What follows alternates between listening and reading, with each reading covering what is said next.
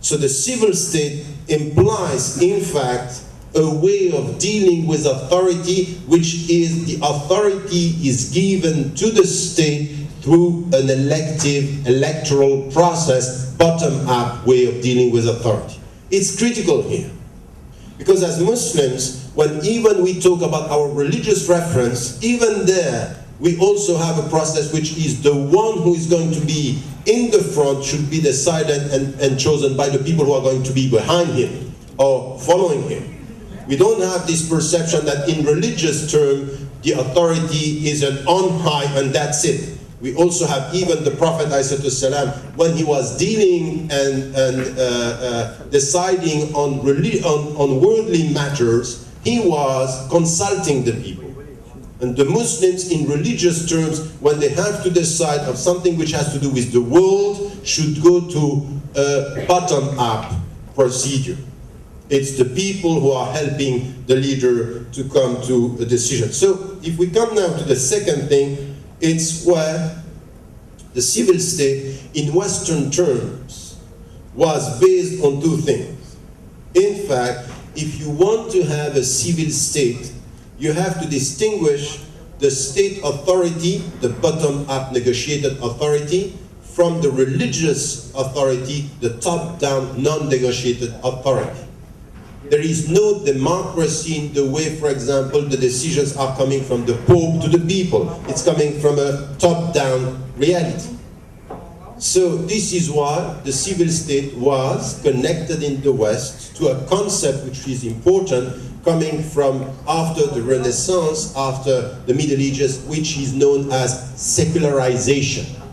Secularization is a process where the authority of the state and the authority of religions were separated. Why? Because the religious authority was a top-down and the state authority should be a bottom-up. So differentiating authority to say the civil state is a bottom-up, we have to protect this, the people should decide and should choose who is going to lead.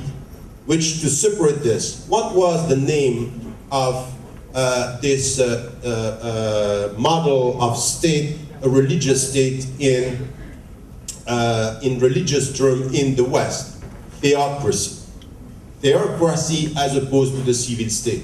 The civil state, by definition, is not a theocracy. And this was a very important question at the end of the 19th century, beginning of the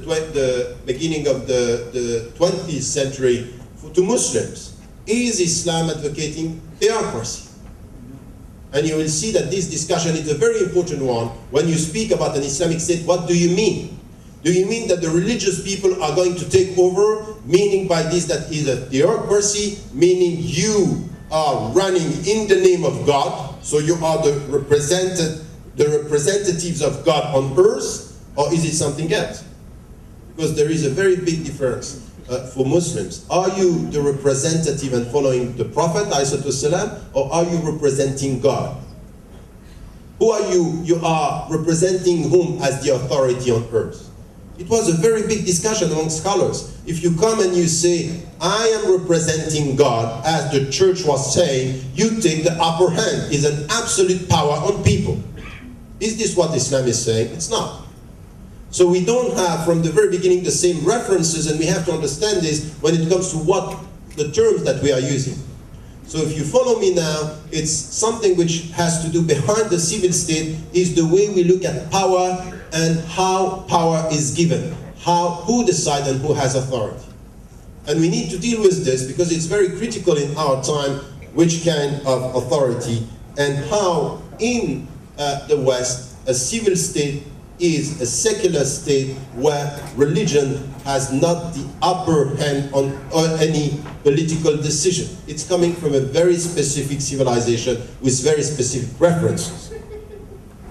So today this is the second point, and this is where you understand now that only with the introduction we have already many fields and dimensions that we have to study.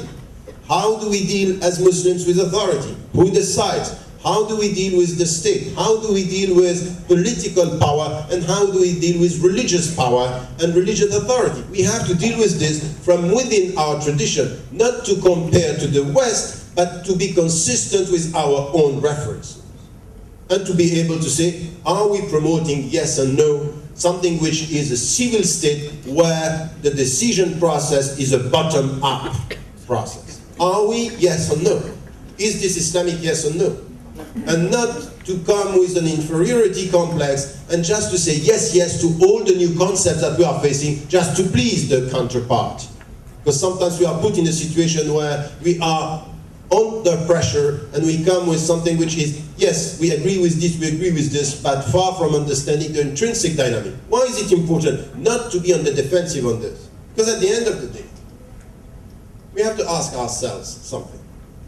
If today you look at what is happening in the West and you see crisis in the democratic processes in the civil state today, you look at the citizens in the United States of America, you look at the citizens in Europe, you look at the citizens everywhere in the world, they're not so happy with the way the state now is respecting them. So now we have two choices. One option, in fact, is either we respond just to please the people and to say we don't have a problem with the civil state, we accept all the concepts that you are imposing onto us today, or we look at our references, we question ourselves to show how much we have a bottom-up process, but more importantly, do we, as Muslims, and by the way, all the people who have principles and ethics, do we have something to contribute with to the contemporary challenges and crises that the world is facing? Are we just following, catching up with what is said in order to show that we are good as they are good? Or do we look at the crisis and we say, not only we have something specific that is not against the civil state, but we have something to contribute with? What is our contribution to the discussion? I don't want, coming to Malaysia and say, you know what, I'm coming from Switzerland, I'm coming from France and from Britain, or from the United States of America. These are perfect models, just follow them. As I know, coming from there, that they are facing crisis, that the citizens are not happy, that there is now something which is eroding the very essential principles of the democratic civil state today. So we have to ask ourselves, do we have in our tradition something which is specific, that we can contribute and propose as something which is coming from within and that we can share with the world? And I would say yes, of course we have. If only we are confident with our principles and knowledgeable. Because the problem, you know why we are not confident? Because very often we are ignorant of our own tradition. We are not coming to the very essence. Now, in our world today, if we keep on talking about civil state, we might be also very simplistic in our responses, as if we are coming 50 years later or late or delayed in the discussion, saying, yes, we don't have a problem with the civil state because what is happening in the Middle East is now critical, and even yourself in Malaysia, you are dealing with the civil state because in the region and in the internal domestic politics, there is a discussion about this. But this is an old discussion on the reality of what was called at the beginning of the 20th century, the nation state. But the nation state today is facing crisis. So now we are in a time when we are dealing with globalization. And it could be today that the discussion that were, how do we deal with authority at the national level is not relevant enough with the globalization. It might be today that the state could decide on few things, but many of the centers of power are no longer in the state. So we also have to be critical about this very notion that the state is deciding everything, and anyone who is studying the South-North relationship and the new economic order understand that it could be that at the national level you have a bottom-up strategy, but at the international level the state is under an economic pressure, is under realities that are problematic. And we have to deal with this.